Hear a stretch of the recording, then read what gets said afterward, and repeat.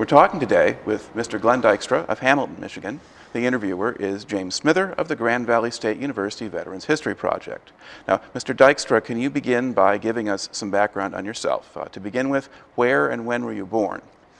I was born in Wetumpka, Oklahoma in 1932, and that was during the Dust Bowl days. Right. If you remember that. Now, what did your family do for a living? My dad just got out of service, Mm-hmm. and they got married to my mother. And then from there on out, I guess they were cotton farmers and, regular farmers. Okay. Now, did they stay on there in Oklahoma during the 30s, or did they move? No, we had to move because that Dust Bowl thing was bad. Mm-hmm. So we moved to Michigan. And how old were you when you moved? 4. Okay. Now, do you remember anything about Oklahoma then? You betcha. Okay. What do you remember from that? Dust Bowl. Mm-hmm. I remember my mother had to cover us up with curtains, wet curtains at night, so we could breathe. And it was quite bad. And a lot of people died from it. Black, Mm-hmm. black A black lungs. lung, or yeah. Yeah. That. And but we got out of there in time and got back to Michigan, and my dad got a job here in Grand Rapids. Now, did you have relatives in Michigan already? Was there family here? Yeah, we had an uncle and aunt that lived here. Okay. And that was a good thing because we had to get out of that Dust Bowl thing. Right. We had a place to go. All right. So what kind of work was your father doing?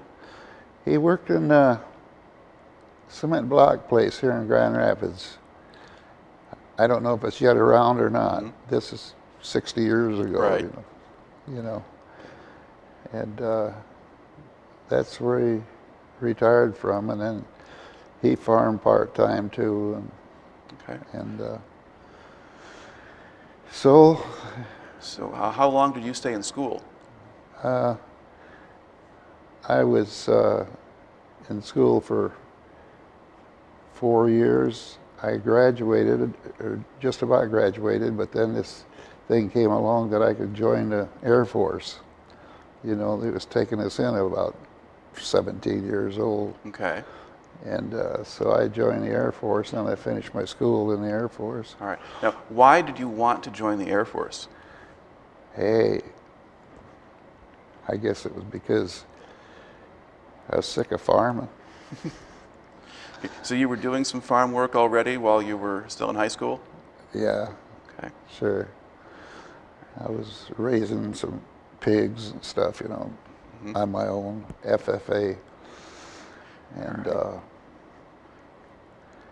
And I thought being in the Air Force would be, well, that would be the magic thing, get away from the farm. So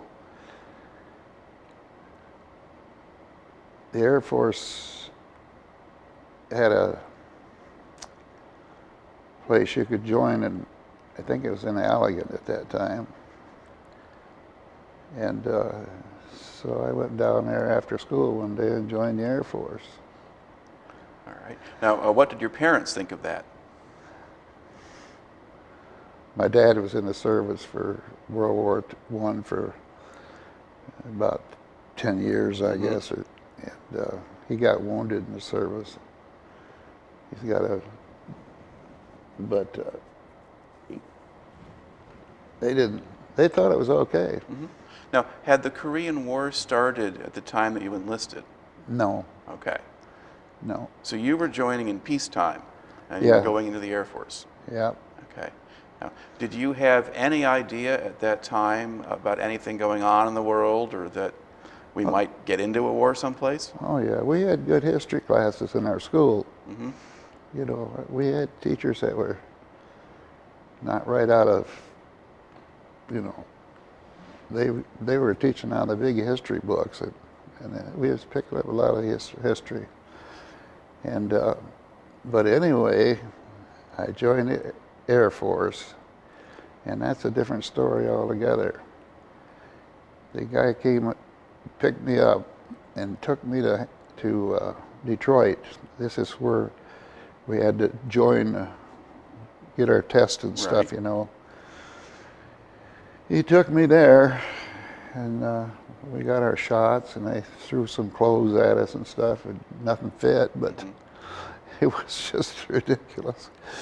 But you figure all these guys were young guys, and nothing was teeing them off, you know, because they was brought up in a place like me where the families weren't rich.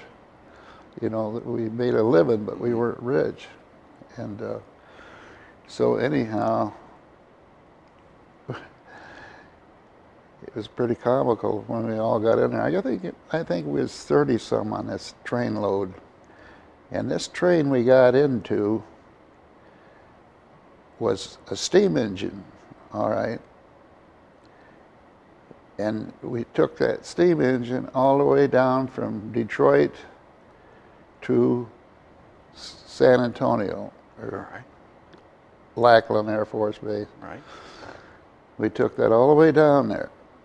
And I think that was if I remember right, about a 12 or 14-day ride, and then with the steam engine. Plus, on the way there, we would stop, and you'd see a loading place for animals beside the tracks, and you see these cowboys start loading animals in the what you call it, cars, you know. Yeah, the cattle cars, yeah. Yeah, and this stuff, and just like old times. Now, did you get much? You said it took a long time to get down to Texas. So were they just stopping to let other trains go by, or just load and unload things, or? Oh yeah, all of that. And we got, it was getting pretty cold up here in the wintertime, and a lot of times we didn't even have heat in that car, in that train, because he didn't have I don't know what happened.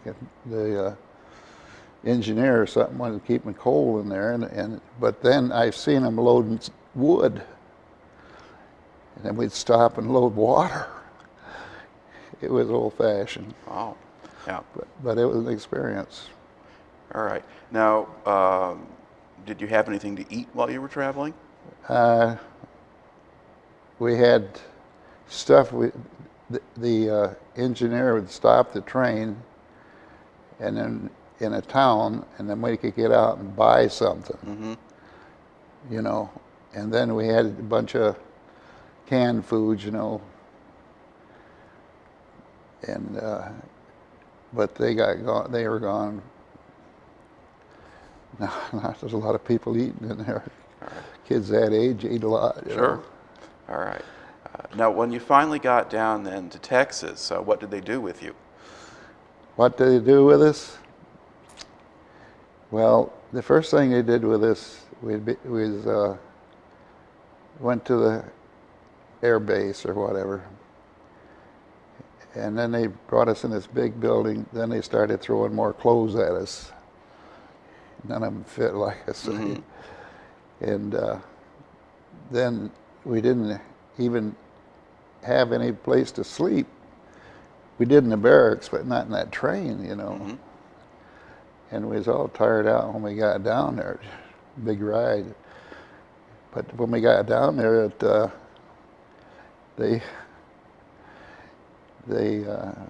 first sergeant, he came in the barracks, and we had just gotten in bed, and he come in the barracks.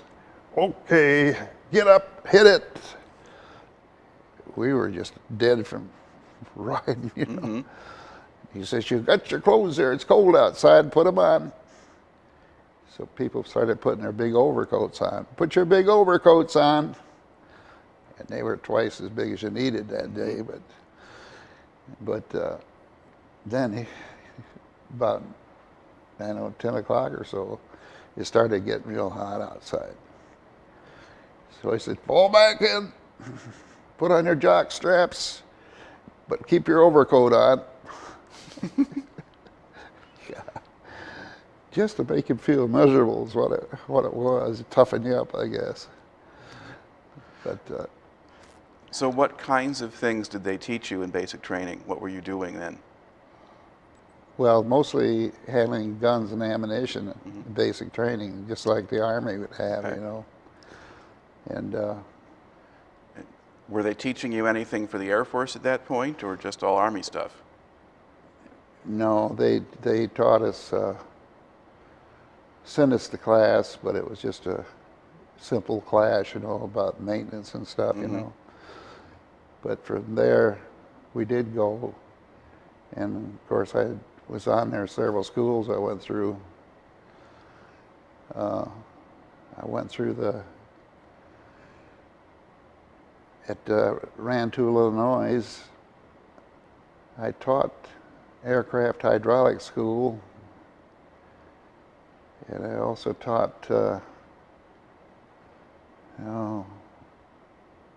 aircraft and engines, reciprocating props, of course, not jet engines. And then the Korean War broke out, and I wanted to get out of that teaching thing because I'd rather go overseas, you know, war. So, of course, they pick if you want to go, they take you. So then when I got on flying status overseas, then I was taught how to be a flight engineer. I didn't have no flight engineering school, but I was taught, you know, by an older person, a flying person. And then I was taught weight and balance technician. You ever hear of that? Nope. What do they do? Okay, they like the heavier planes, well, lighter planes too, C-54s and that. The lighter planes too, but they had you ever see them? They didn't have computers then, but you ever see them old slide sticks? Slide rules, sure. They were terrible. And then I had to find a reference data line on the airplane, which would be so far in front of the airplane. Then from that reference data line, you could load so much weight behind that to the tail section, you know. And that's what a weight and balance technician was. Okay. Now, where were you when they were training you to do that? Were you still in the States then, or had you gone overseas? I was in the States then. Okay. Rantoul. All right. Now, so how long did you stay at Rantoul before you shipped overseas? I taught school there. I taught hydraulic school there. I finally taught weight and balance technician. I don't know, they're written down there. And so I guess that was 5 or 6 years. No, not that long. Well, we're looking at what's happening at the time of the Korean War, because you do go overseas. Yeah. So we're looking at that part of it. So basically, at a certain point, you leave Illinois and you go overseas. Right. Okay. Do you remember where did you go first? Did you go to Japan or to Korea first? We went to Japan first. That's the way all the Air Force went. They always went on the ship. The soldiers flew over. Okay. So you had to go overseas on a ship? Yeah. All right. Went over on the ship, came back on the ship. All right. What kind of ship did they have you on? Oh, it was troop carriers. They were. I remember the name of a couple of them, if I can think of it. No, it was both troop carriers. All right. One. Now, what was it like to be riding on those troop carriers? What was it like? Yeah, what do you remember about the trip over? Oh man, I tell you what the trip over was. You get seasick if you're not used to that. Even the ones that are used to it get seasick. And I never got seasick till I was out a week or so. you know, and it was a 3 months period it took us to get over there to Japan from San Francisco. 3 months or 3 weeks? 3 weeks. Weeks, yeah. Yeah. Yeah. From San Francisco. Right. So it's a slow boat, but 3 weeks is about what that took. Yeah. Yeah. All right. And so why did you get sick, do you think, when that happened? Was there a storm or? No. If you sleep on them troop carriers, you sleep in these bunks. Some of them 6 tall, you know, 6 tall, and you get to going back and forth, and you got to get out of there and get up on the deck for a while. Mm-hmm. And but what really bothered me the most is we had good food on the ships. We had a lot of weenies and beans and stuff, you know, that good to keep, I guess. And we had plenty to eat, but I was standing up there one time, and we all had these stainless steel trays we stood in front of, and they'd lay our trays in front and then slide them down to us, you know, the cooks.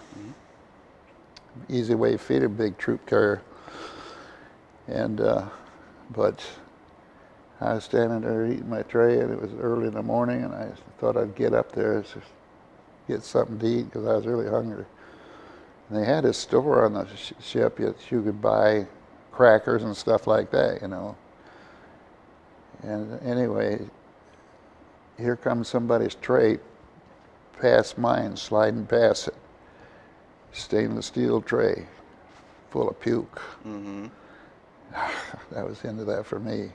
I lived on crackers for the rest of the time. All right. Now, when you got over to Japan, did you stay there for a while first, or did they ship you right to Korea? No, we stayed at 6,000 Base Squadron. That was Tokyo International, Mm-hmm. or Haneda it was. Right. Then I'd call it Tokyo International. Right. And then I stayed there, and I was on flying status then, and I started taking trips into Korea. All right.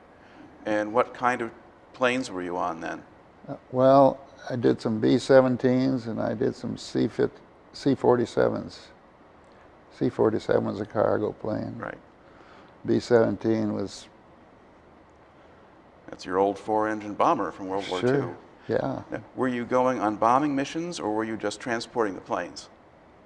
We didn't, I didn't go on bombing missions that much, but we did go on them a couple times, but we, well, if we had VIP personnel, I flew them around on the B-17s a lot. Mm-hmm. And were you a flight engineer then, or? Worked as a flight engineer or crew chief. Okay. I swung back and forth. Mm-hmm. I got wings for both things, but yeah, and but then as it got closer and the Korean War got worse, then it was mostly all Korean. And you ever read about Korea, and they had different K sites? What is it? What is a K site? What is that? It's where you landing for your plane when you Right. get over there. Mm-hmm. Generally, it's an American place to land your plane, but that don't mean true all the time, because sometimes it's just crowded with small arms fire and everything else when you get there. And but I had an incident one time. I really felt sorry for this guy. He was in the reserves, all right, and he didn't have the right kind of training. He had a good training, I'm sure, but he didn't have any place he got shot at, you know, and that's quite a difference. And he was flying a plane, and I was his flight engineer, C-47. And then he had a co-pilot. But we started going through this one pass.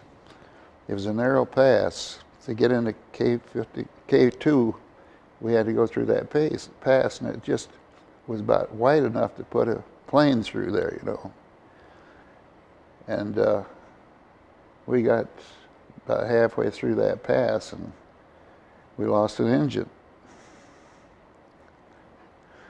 And I was standing behind the co-pilot then. I said, and the co-pilot didn't know how to do it either. I said, you lost that engine over there. Feather that prop. That's dragging us down. Mm-hmm. We'll never make it through this gully, you know. So how do you feather the prop? The guy said, press that red button right there on whatever engine number you. Mm-hmm. I said, it'll feather itself. And you know, when you feather the prop, it quits running the engine, right. And it quits turning too. Right. And anyway, this poor guy, the reserve guy, he never been through that before, and he put his. I look at him, and he had I don't know why he was flying with a uniform on. Of course, he was a new pilot, you know. And I looked at him, and he was wringing wet with sweat. Mm-hmm. His hat was wet. Everything was wet. And I looked at him, and I said, okay, I said, you're doing okay. You'll make it through here okay. You got your prop feathered. And I said, you steer it on through. And I said, I'll take care of the rest of it. I said, if you need more power settings in places, I'll give it to you. You just hang on to this, mm-hmm. You know, hang on to it. And boy, he was in bad shape when we got to the end of that pass, you know.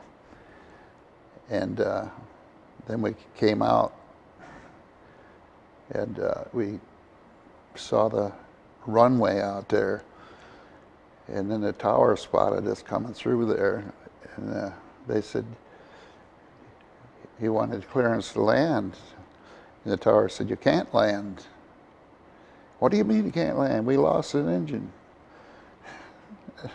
I finally said to him, I said, there's no place to land probably. And that's just what the tower told him. Mm-hmm. The runway is plugged up. You got no place to land, you know. And I told him, I said, that's no problem. I said, we'll land on the grass on the other side of the field.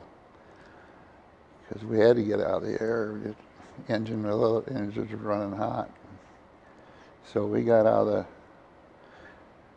of that predicament, and then he jumped out of that plane when the plane stopped, and he ran right for that tower, and I could hear him holler way out in the field.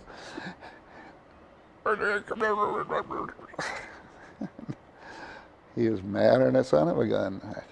Then when he came back to the plane, I told him, I said, that's the way you got to be. You can't land where another plane is on the runway. Mm-hmm. You know, that one's got a wreck too, you know. Right. Okay. Now, you had mentioned a little bit earlier that one of the jobs you had was to fly VIPs around sometimes in the B-17. Were there any particularly famous people that you wound up flying with? Yeah, quite a few of them. Bob Hope. What was that real famous lady's name? The lady. She finally died for an overdose. Judy Garland. Marilyn Monroe. Oh, Marilyn Monroe, sure. Yeah, okay. Marilyn Monroe. And then a lot of the troops that came with them to put on these special mm-hmm. things, you know what I mean? Right, USO shows, yeah. Yeah, for the troops. And the only bad thing about it, I didn't mind Nixon too well, but that I don't know. He was nice enough, that guy, I guess. But he was strictly Army. So that was Eisenhower then? Yeah, Ike. So you had Nixon and Eisenhower, and you were flying them during the time when Eisenhower was running for president? Was Yeah. that part of that? Okay. Yeah. And I waited for them out by the plane. Please don't play with your microphone cord there. Huh? You're playing with your microphone cord. Okay, don't want to do that. I'm gonna let that go. Okay. But they said that they would be back to the plane because we had a schedule to take care of, you know. Well, we'll be back, blah, blah, blah, I don't know, an hour or two. We'll get on the plane and we can take off. Hour or two went by, and I had another guy on there with me, and another helper, and nothing. Nobody showed up. So I said, I think what I'm going to do is start the engines on this plane and have them running. Then I'll call the tower and tell them the plane is running, waiting to pick them up. Mm-hmm. You know, everything is go. Well, everything was go, and it looked okay until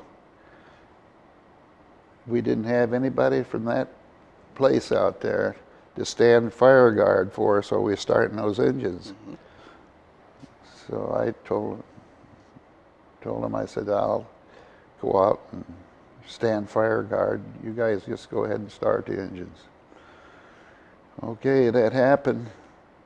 And then when I got back to the base, that old Eisenhower had written me up for standing out there without a hat on, out of, you know. And but it's basically a big joke. Like I say, he was strictly Army. Mm-hmm. And I told him, the commanding officer up there, I said, you know what happened, don't you? I said, there was nobody to stand fire guard, and I said, we had to get out of there, and they was very slow about getting out. He said, you don't have to explain it to me. Mm-hmm. He said, I know who he was riding with. Right. Okay. So he had a little bit of a reputation then, Yeah. as being very Army. All right. Now you've mentioned that you did do at least a few missions actually in bombers. Do you remember anything about actual bombing missions or combat missions? It was bombing missions because it was practice bombing missions. Mm-hmm. Okay? And I went out to a lot of wrecks the bombers had, because at that time the jets were coming out, B-52s, and they were throwing labs. Throwing a lab is like, there's two places in that B-52, all right? Pilot and the co-pilot, or whatever you want to call him. But he gets on there and they get real low and they're going real fast, and they come up fast like this and throw the labs off the front of the plane. They're atomic labs, and that's quite dangerous to do. You're saying throwing the labs. What is a lab? Make bomb. Oh, a bomb. Okay. So they were losing their bombs, or the bombs would fall off? No, they wouldn't lose them. Or they just... They would throw them. They'd get coming in a hurry, and then on purpose, because that's the way they could bomb and without blowing themselves up, throw the lab away from the plane, you know. And they use that quite a bit over there in Korea and those places. Well, they didn't use atomic weapons, though. I mean, they didn't actually drop atomic bombs on the No, but they Chinese. practiced with them on the state side. Anyway, that was a bad thing too. And this Lieutenant Malone and I, we'd always be called out when they'd have a crash or something. We'd have to go out and inspect it and pay the damages to the farmers or something like that, you know. And so we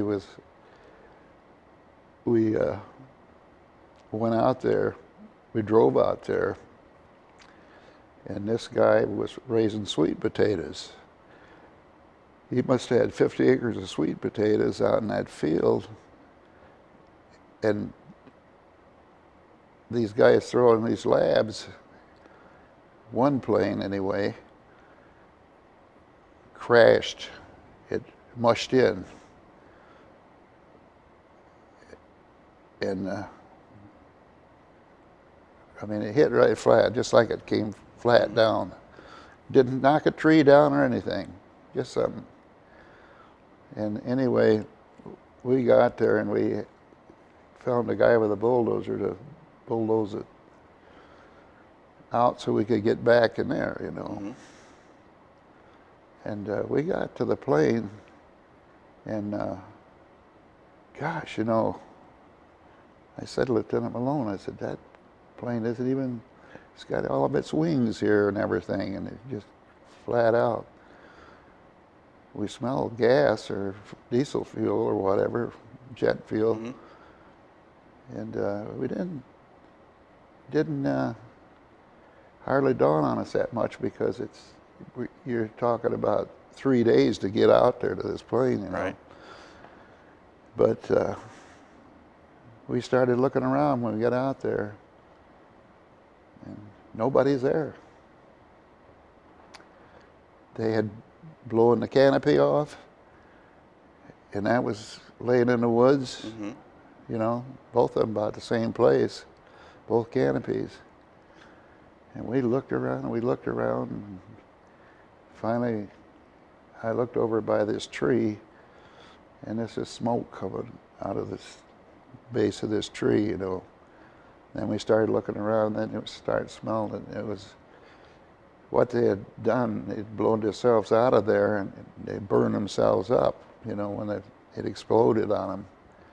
And it didn't blow the plane up, but it really burned them up, you know. So I went out there, and Lieutenant Mullen says, "Oh, that's just a parachute." I said, "I bet you there's somebody in it, though." Went out there, and I kicked it with my foot. Sure enough, there's somebody, Mm-hmm. looked like a big beef, you know, piece of meat. Yeah. It's a terrible thing to find. Now, was this in the States? Yeah, this is in the States. So this is back after you're back, and they're doing more practice flights and training flights with the big planes that you're doing this. Yeah. Okay. Now, when you were over in Korea and in Japan, you're flying around close to the war zone. Did you ever actually get shot at? Did your plane get hit with any anti-aircraft fire or anything like that? When we went to that K2, we got hit quite a few times with small gunfire, Mm-hmm. but we had to keep low because if we get up high, then the yak guns would get us. So we had to keep inside that canyon. Mm-hmm. And yeah, we were, but the only thing I've ever seen was the sheet metal people get holes in a plane.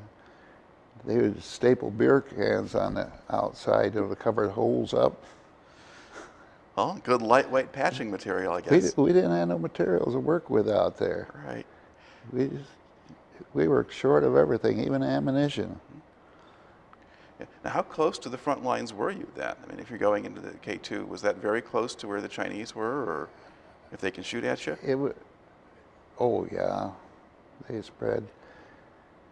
What they had out there, I wasn't stationed at K2, but I flew in there a few times. And one time I flew out there, and them guys said, "Well, don't take your clothes off, leave your shoes on, because bed check Charlie will be here." Well, I didn't know what bed check Charlie was then, but sure enough, it got dark out, and here comes bed check Charlie, just a light plane. Mm-hmm. And he would throw these hand bombs out of that plane, enough to keep them people busy, not getting any rest or anything, you know. And but then this one commander, he finally heard the situation over there, so he got in a light plane himself, and he was used to flying these light planes. Mm-hmm. He was a retired commander, and he ran them bed check Charlies off, shot them out there. But he got them. Okay. Now, were you based in Korea very much? Did you fly out of Korean airfields, or just go back and forth from Japan to Korea? And I would fly out when I lost an engine over there or something. I'd have to stay over there, but I wasn't stationed there. Right. Let's put it that way. Okay. But I used to fly in and out of there a lot, and sometimes the people would go on R&R from Japan, Mm-hmm. and they'd see the plane sitting out there, and they'd run right over there, and we used to haul them back home, you know, back over to Korea, Mm-hmm. so they could get with their outfit.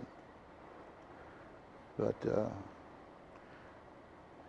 Right. So you didn't really get much of a chance to see much of Korea itself, or the people in Korea, or anything like that. oh yeah, What do you remember about them, or about the place? the people. Yeah.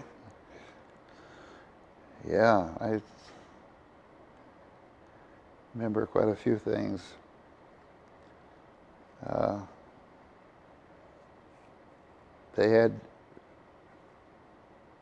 Korea was not a very, well, I shouldn't say this, not a very organized place to be stationed. Mm-hmm.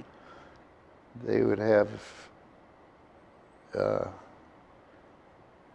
sake joints where the airmen could go in and get this thing. And not saying they wouldn't shoot you, but not unless he was buying their sake.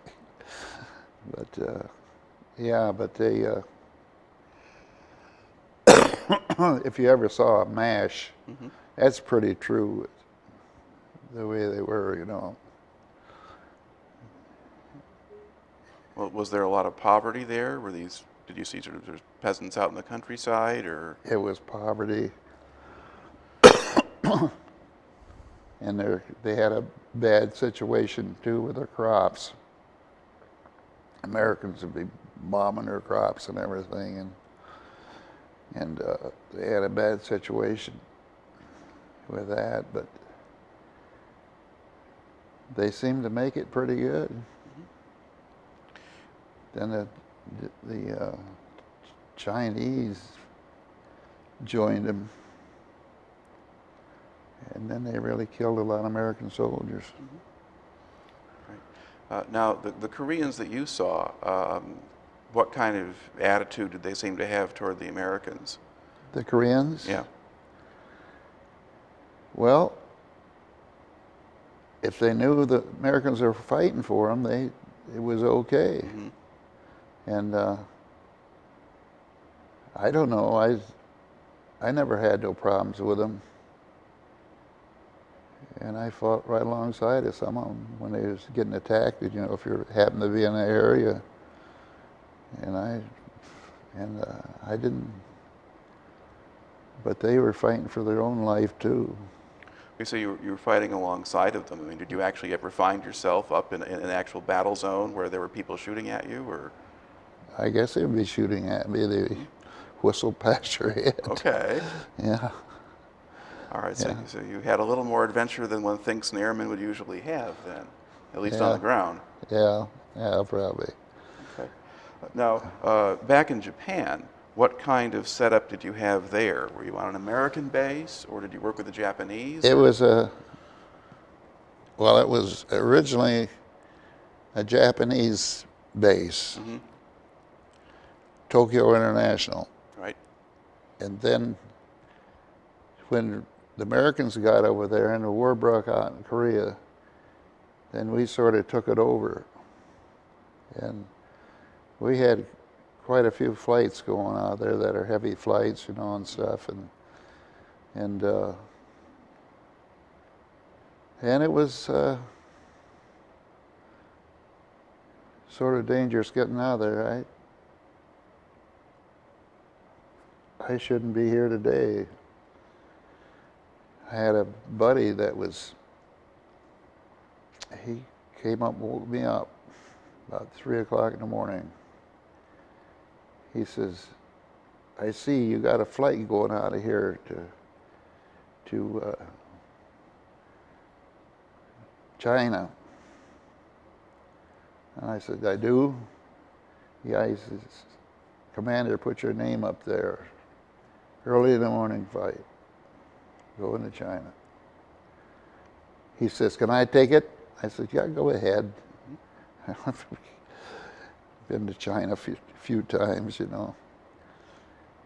Yeah, that's the last I heard of him. When you say going to China, do you mean Taiwan, or do you mean flying a mission over Chinese territory?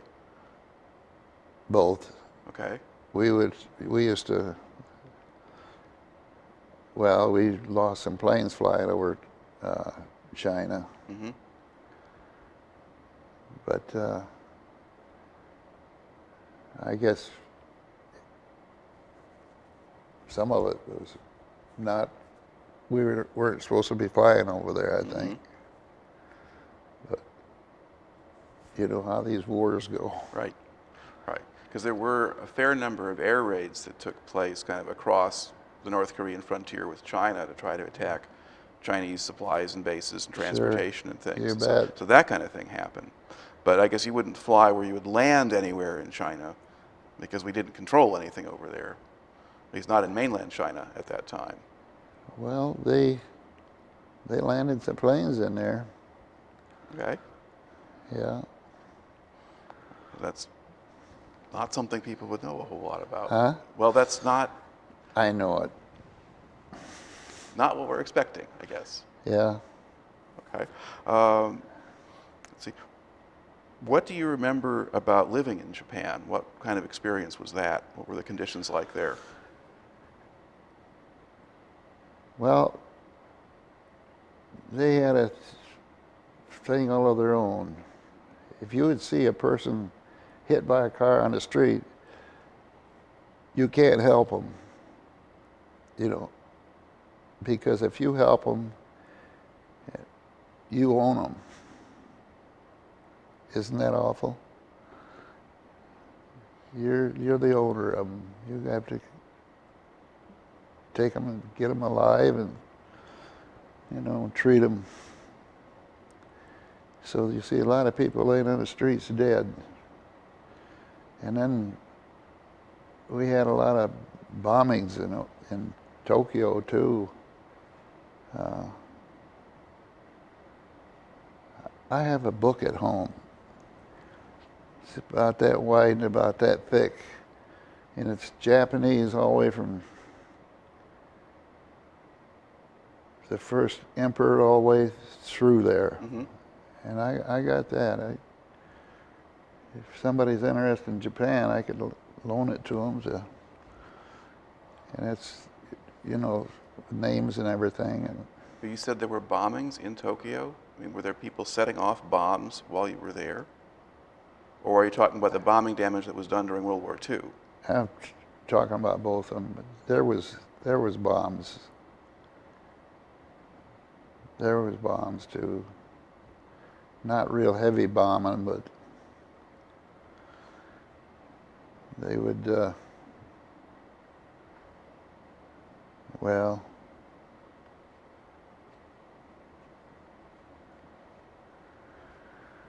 they would, I don't know if I had ever known who did it, but somebody was doing it once in a while. Okay. It might have been Japan itself, I don't know. Or there might have been Japanese communists who were Sure. doing things or whatever. Raking things off, yeah. I want to do that. Now, in general, how do the Japanese people treat you, or how do they treat the American servicemen there? When I first went over there, they treated us real good. But then as things got worse, Eisenhower got over there. Remember, he was in charge for a while over there, and he was their god. He was their god. He bought out their Saki stores and everything, you know, and his breweries, and they really loved him. Was it Eisenhower or MacArthur? Huh? Eisenhower or MacArthur? MacArthur. Because MacArthur was kind of in charge of Japan at that time. That's where he was based, right? Yeah. And but he a lot of people liked him, and a lot of people didn't. Mm-hmm. But he was really building up to be a king over there. Yep. And he did make it too. Okay. Now, let's see. How much contact did you actually have with ordinary Japanese people? I mean, did you... Well, I lived with a couple of them for, gee whiz, for 6 months, I guess. A lot of their houses, when I first got over there, were bombed out. Mm-hmm. And that's where I got this dictionary or whatever I got. Right. I got it out of a bombed out something. I think it was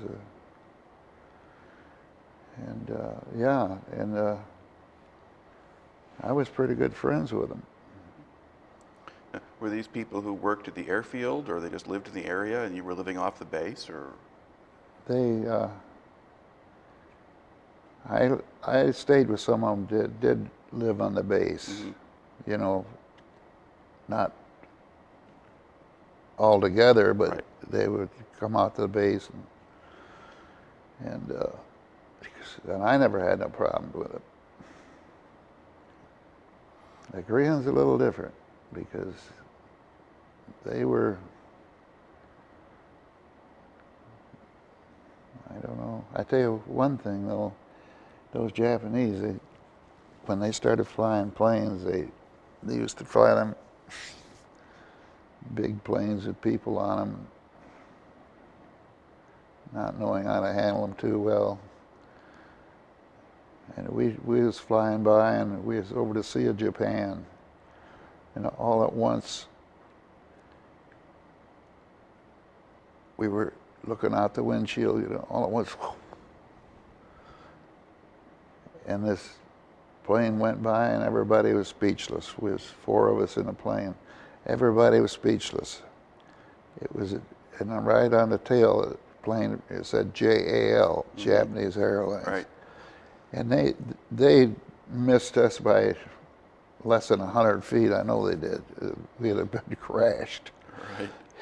But. All right. Now, one of the kind of the notes that your wife had made about this, was there at some point when you were in Japan when there was an earthquake? Oh gosh, they had earthquakes all the time there.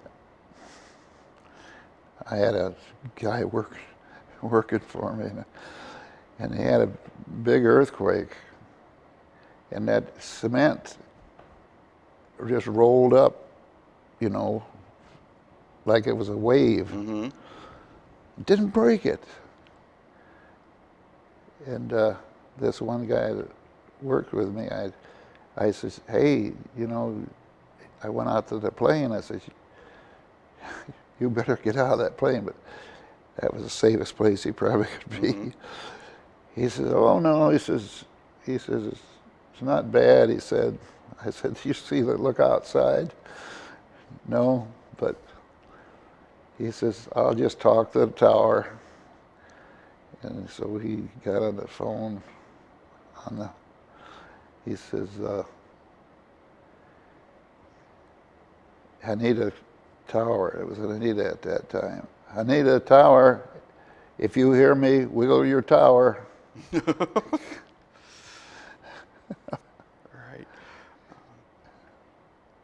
Okay. Now, were there places in Tokyo that you weren't supposed to be going? Oh yeah. What kind of rules were there for you, or what did you have to stay away from? What do you have to stay away from? I don't know, just have to watch your step, I guess. I mean, it's...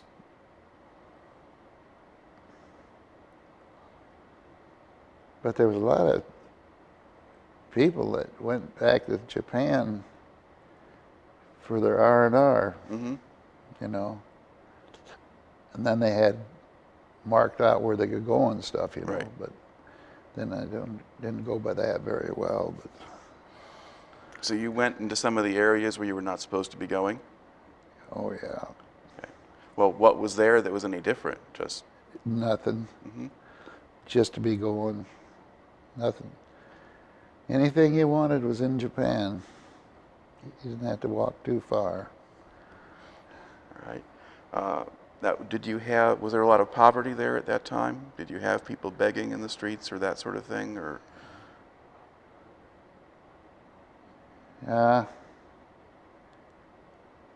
Yeah, there was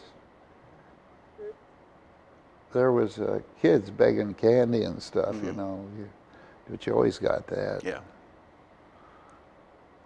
But they sure got some fast trains over there, though. Well, did they have those when you were there? Yeah, they started getting them. Okay. Yeah. Right. Now, you've mentioned, as you're talking about different flying missions and things like that, you've mentioned a couple of different close calls that you've had. You had the flying in the canyon, losing the engine. You had the Japanese Airlines plane almost hitting you. Were there some other incidents that were particularly dangerous, or things that you remember, or accidents that almost happened to you? Yeah. Should have my papers. Well, there in was there. one of the things that's mentioned here. Was at some point when the plane itself caught fire, or fire inside the plane that you were on? A what? Was there a fire inside one of the planes you were on? A flyer. Fire inside the airplane. Oh, no. But it could have been a bad fire. I had a new guy working out there on the blacktop, on the ramp, and he's supposed to be gassing those planes. And I had a bunch of VIPs taking them out that morning. And we just started taking off. You know, he started giving her power. I said, okay, let's go. And all at once I looked out the window and the gas is just spraying all over the plane. He didn't lock the doggone gas fillers down, and it just spraying all over the plane. And these guys are quite old hands all the time. I said, just sit still, don't make any sparks. And we cut it back, you know, shut it down. And then we got that character out there. The base commander got him out there, chewing his ass right out on the top of the wing of the plane. He could have blew us all up. Yeah, and that was dangerous. Right. And then one time Japan has a lot of these tsunamis too. And this one guy from Michigan, he wanted to go out and see a tsunami from up above it. I said, it's pretty high waves out there. You know, I said, you just stay up high. Well, he says, you're coming with me. I said, well, we're going to fly high. And I said, the wind is strong up there. It can change any time. But he said, I can take some pictures of it. He says, but look, he says, there's Japanese living out there already. And there was some that, as soon as the land is bare, they're there, you know, taming that, trying to get that land, Mm-hmm. because land's very scarce over there. But anyway, we got out there, and this big black cloud come closer and closer, and what it was is a big wave come closer and closer, and I said, "You better bring her up." He said, "Oh, that's a rain cloud." I said, "Get it." Mm-hmm. I said, "It's still a rain cloud." That's that tsunami coming after us, because we heard it was coming. Mm-hmm. So anyway, we got out there, and we got just about to where the wave was real tall, and then all at once, oh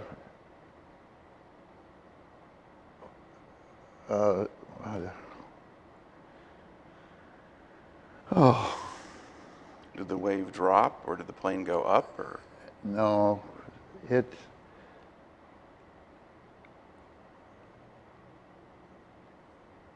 not a tornado, not a hurricane, but Like a water volcano. spout? Yeah. A volcano came up Okay. and started spurting fire and smoke. Then he moved out. Yeah. Yeah. Probably. Yeah. All right. I guess there's another mention here in the notes about at some point when you were trying to land a plane in the fog, and the tower thought you were a different level from. Oh, yeah. Yeah. Yeah, they were, like I say, our tower connections weren't too good back then. Mm-hmm. But that I guess I told you a little bit about that one. That guy in the tower was a whole flock of geese he was watching, apparently. Mm-hmm. And not our plane, Right. but a whole flock of geese he was watching. And that's why he's saying, "Well, you're just about ready to make touchdown." Mm-hmm. You know, yeah, you're just about there. But when we hit the water, we was only about 15 feet from a brick wall. If we'd hit that brick wall, we'd have blew up. Yeah. All right. Now, about how long did you spend overseas, do you think? Was it about 2 years or longer? Or How shorter? long did I spend? Yeah. 4 years. Okay. So you stayed on until after the war was over? Yeah. Okay. I came back to the bomb squad then there at Air Force, Mm-hmm. or Langley Air Force Base, I should say. Mm-hmm. Yeah. And then I flew a lot of times here in the States, just about every day. Were you still working as flight engineer and crew chief on different planes? Yeah. Okay. And how long did you stay in the Air Force? 8 years. All right. Now, why did you decide to leave then when you did finish? Leave the Air Force? Yeah. Well, I don't know. I thought I could do better on the outside, I guess. Mm-hmm. Which I did. What kind of work did you go into when you left the Air Force? I went into electroplating, anodizing, electroplating. And I did that in California. Now, how then did you wind up back in Michigan? How did I wind up back in Michigan? Well, our kids were starting to grow up pretty good. Mm-hmm. California is a pretty rough place back then for kids to grow up. They had all kinds of dope. Well, they got a lot of it here now too. It's legal here, I guess. Well, not too much yet. Well, it will with our president in there. Anyway, but the point was you decided, okay, this is not quite the place where you wanted your kids to be growing up at that time. Yeah. So I owned a farm back here. Mm-hmm. So we moved back to the farm. Then when we got back here to the farm, we started raising asparagus. And we had 30 some acres of asparagus. Mm-hmm. We would truck it into Fenville, which is a cannery, Right. and we got made out really good on it. So basically, you had left Michigan originally and went and you joined the Air Force to get away from farming. Yeah, And then eventually you come back to Michigan to become a farmer. yeah, but a farmer raising asparagus. Mm-hmm. And that was better than pigs? Yeah. Pigs, animals are a lot of work, so you got to be married to them. You can't go any place. You got to feed them, and you know. All right. Well, if you look back now, you think about the time that you spent in the Air Force. What sort of effect do you think that had on you? Were you different when you came out than when you went in, or? Hey, I learned a lot in the Air Force. I learned a lot. I learned a lot of aircraft maintenance and a lot of math I picked up, which I wasn't very good for in high school. And but no, I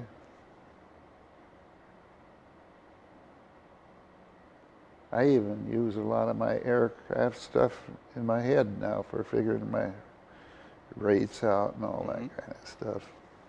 And did you learn anything about just dealing with different kinds of people or different kinds of situations or taking care of yourself? Do you think you grew up any when you went into the Air Force? Oh yeah. Yeah. But there's one thing about it. I think Air Force is a good, good knowledgeable place to go to learn something, because they don't take anything away from your schooling or anything. You can just keep going to school as long as you're doing okay. And I guess out of the 6 years I was in the Air Force, I spent 6 years in school.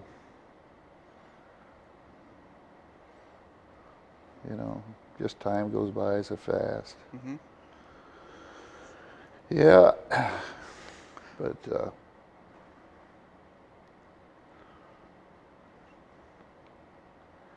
I had a good time in the Air Force. All right. Well, then I'd just like to thank you for taking the time to come in and tell me about it today. Yeah, and I appreciate it talking to you. Okay. All right. Well, And basically, I didn't tell you everything, but I don't think I want to tell you anything that will.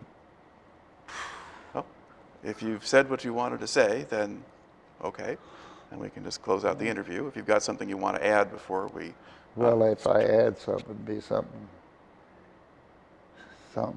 disastrous about kicking somebody's hard head or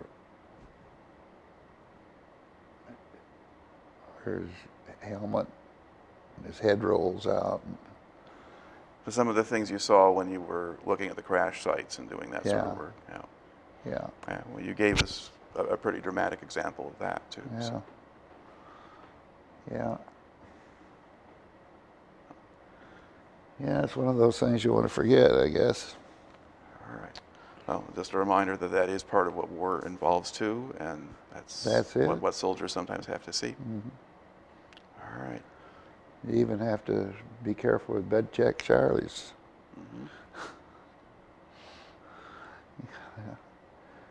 The soldiers, they sure had a rough time. I didn't have a rough time like the soldiers had.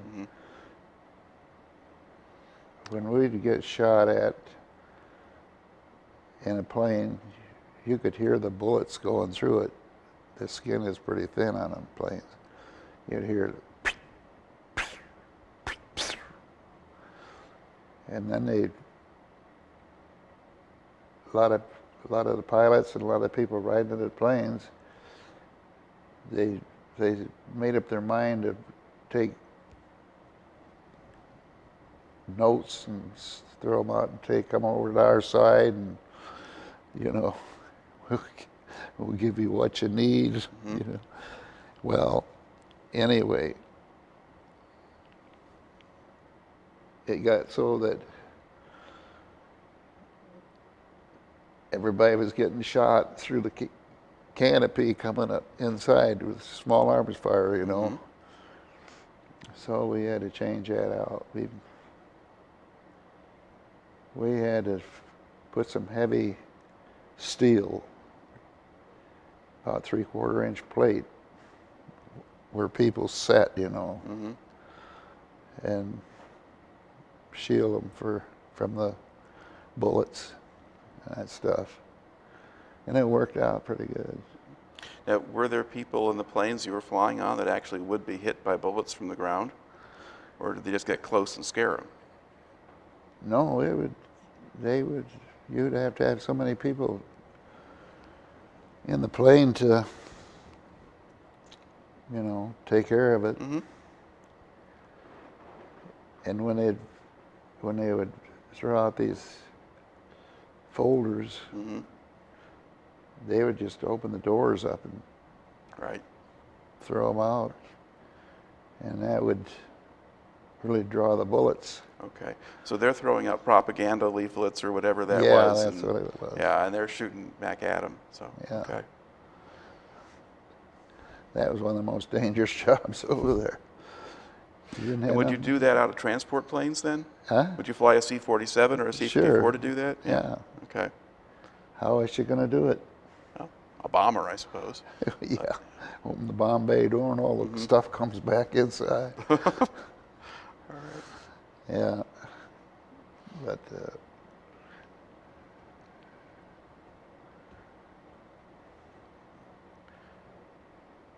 But I don't know. I liked it real well. All right then. Well, I think it sounds like that's probably a wrap then. So Huh? I think that's a wrap then. I think we're about done. If you've got- Okay. Sure. All right. In that case.